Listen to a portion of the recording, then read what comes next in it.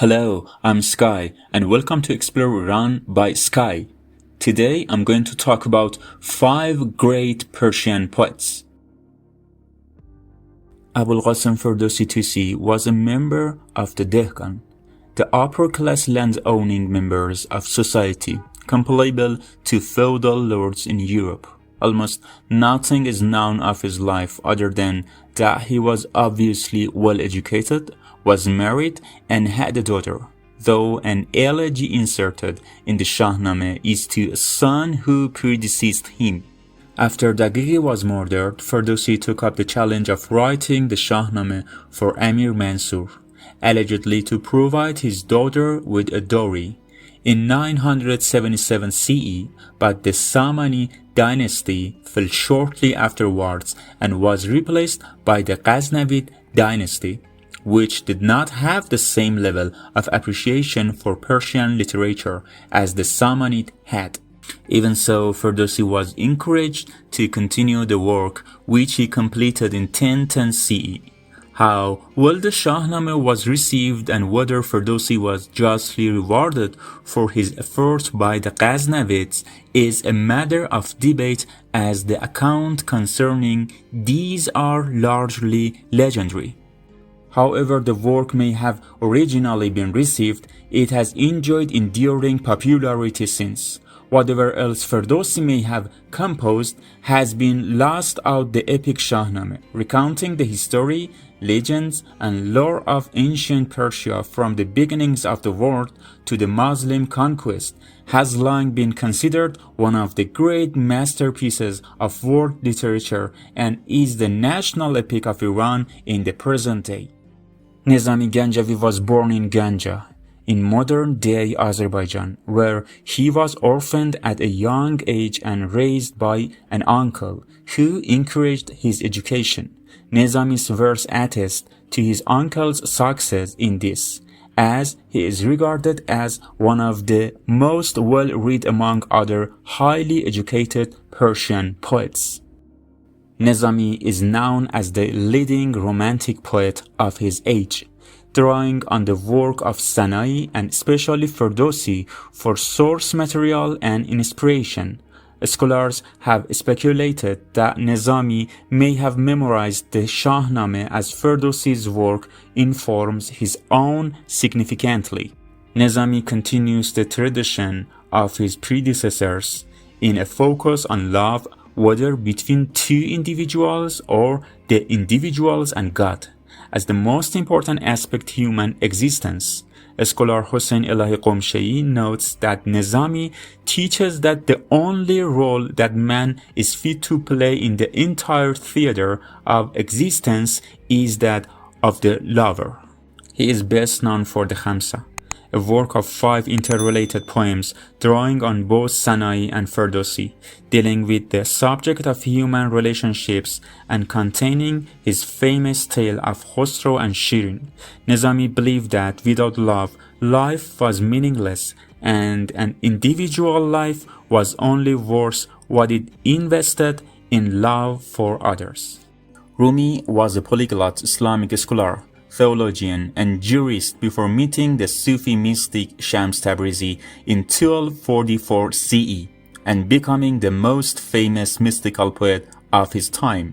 He was born in Afghanistan or Tajikistan to a literate family, was well educated, multilingual, writing in native Persian, Arabic, Greek, and Turkish, and well-traveled.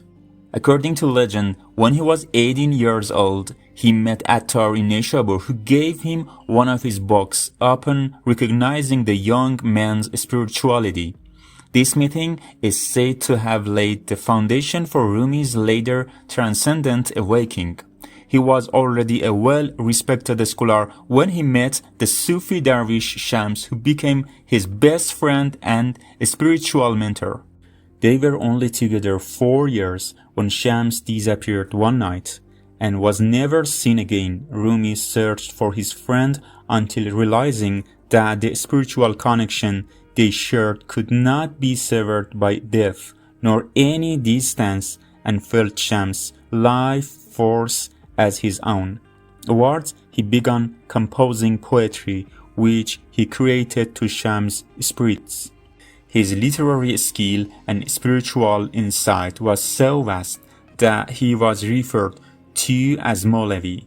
His greatest work in the Masnavi, a 6-volume poetic exploration of the relationship between the individual and God, which references folklore, Sufi spiritualism, the Quran, Muslim legend and lore, and a host of other literary, historical, and religious sources. His shorter works consistently reference the same, weaving folk tales and Quranic allusions together with a narrative voice speaking directly to his audience, sometimes clarify, sometimes obscuring, in order to engage a reader with the subject matter completely. He is regarded as not only one of the greatest Persian poets, but among the most influential and widely read in the world. Came from a religious family of the city of Shiraz, Iran, and was uprooted at an early age when the Mongols invaded his homeland. His life and philosophy would be significantly affected by this event and the nearly continuous warfare which ravaged the region. He is known as a poet of great depth and skill, but can also be considered a travel writer, as he spent much of his life moving from place to place. A historian and an existentialist in that he focuses on the importance of living one's life with full awareness of the human condition and one's responsibility to others and one's self. He was well educated, possibly having a scholarship at the University of Baghdad, before traveling through Syria, Egypt, Arabia, and India. Throughout his travel, he shunned the court of the elite and academic setting, preferring the company of the common people, especially those who had also been displaced by Mongol invasion, and he conflict between Christian and Muslims. He returned to Shiraz and began to write. He is best known for his poetic work, the Bustan, which explores the importance and practice of virtue in one's life and points toward the mysticism of the Sufi dervish in apprehending the divine.